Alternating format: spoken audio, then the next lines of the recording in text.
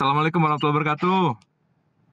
Waalaikumsalam warahmatullahi wabarakatuh. Terima kasih Dokter Noha atas kesempatannya. Ya, hari ini kita langsung tersambung nih sama Mas Yuda, dokter spesialis ortopedi konsultan spine yang rendah hati, yang juga adalah Masya Allah.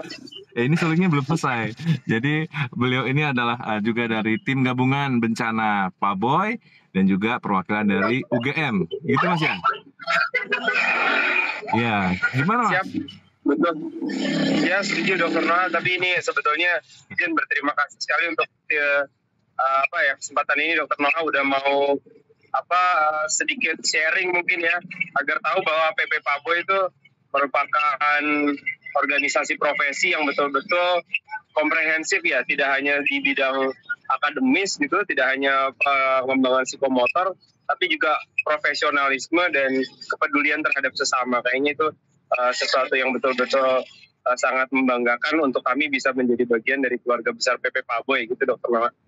Baik, ya Mas. Nah ini kebetulan karena Mas ini sepertinya sedang di lapangan ya, di Cianjur. Nah kami ingin menanyakan nih Mas, pada kesempatan ini nih, bagaimana nih kondisi di lapangan? Maksudnya bukan kondisinya sebelumnya, tapi gimana ya Mas itu sekarang bukan di rumah sakit tapi di lapangan, di Cianjurnya langsung. Ini bagaimana Mas cerita koordinasinya dengan pusat? Dan jadi mungkin ini mungkin boleh dibilang keunggulannya Pak Boy ya, Mas Noah ya. Maksudnya kita tahu bahwa pada saat terjadi bencana tidak semua, walaupun akses terperbaiki, sistem rujukan sudah jalan, mungkin karakter sosial penderita itu berbeda. Karena satu dan lain hal, ada banyak pasien atau banyak korban trauma muskuloskeletal yang nggak bisa datang ke rumah sakit, apapun penyebabnya. Nah, kami selalu bagian dari tim tata laksana bencana Pak Boy itu selalu ada tim yang kurang lebihnya sweeping atau memonitor tata laksana pasien-pasien yang belum terlaksana, belum terujuk, tapi dengan koordinasi di bawah klaster kesehatan dan tim kebencanaan Pak Boy gitu. Jadi ini kami sebetulnya membantu melihat trauma-trauma muskuloskeletal yang belum bisa mendapatkan tata laksana di fasilitas kesehatan sekunder ataupun tersier gitu ya. Jadi kita kemarin lihat ada fraktur yang belum tertangani, bahkan ada kondisi beberapa yang neglected, yaitu mulai kita sosialisasi, edukasi dan juga tata laksana profesional ya, atau emergency. Mungkin gitu Dokter Mas Noha. Oke, jadi nggak hanya di rumah sakit Mas ya, tapi juga sebenarnya kalau bencana itu juga banyak pasien yang belum berobat juga ya di rumah sakit ya? Betul. Oke Mas. Nah selain daripada yang sudah disampaikan, kira-kira kendala apa lagi nih? Atau mungkin apa nih yang dibutuhkan dari tim di lapangan? Bisa kita sampaikan mungkin ke sesama teman kita di Pak Boy, atau juga mungkin ke pemerintah. Apa yang kira-kira dibutuhkan?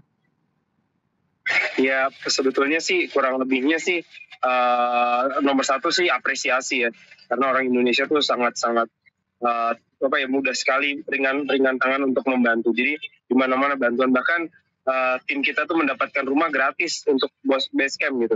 Jadi betul-betul itu nomor satu apresiasi, terlepas bantuan yang dibutuhkan gitu ya.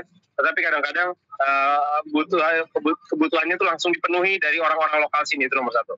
Terus nomor dua, kebutuhan yang bisa disupport mungkin lebih kepada koordinasinya mungkin bisa ditingkatkan kepada tenaga kesehatan lokal.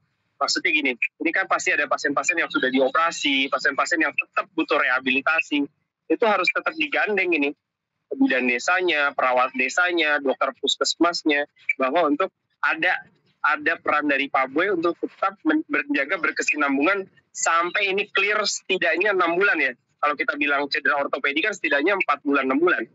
Itu harus di cover gitu.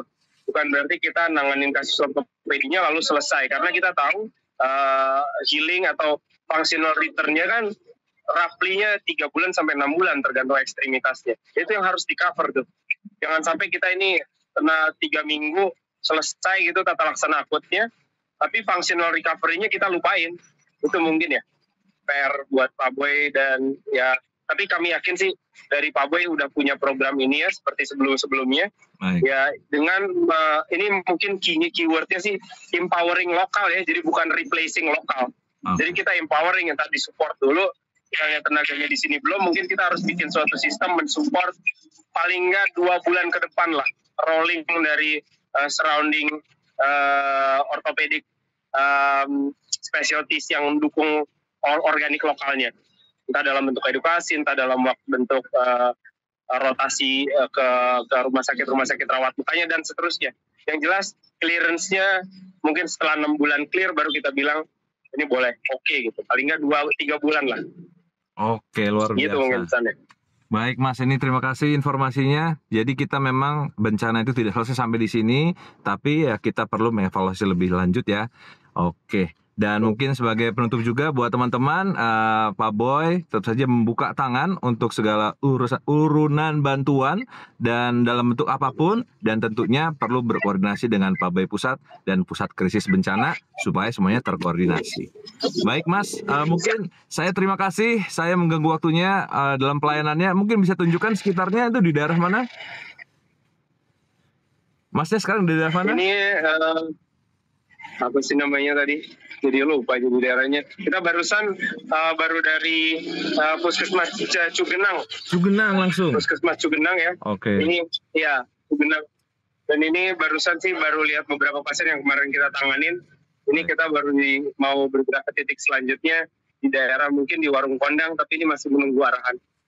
Baik Mas, terima kasih. Saya maaf sekali menggunakan waktunya. Mudah-mudahan informasi bermanfaat buat kita semua ya.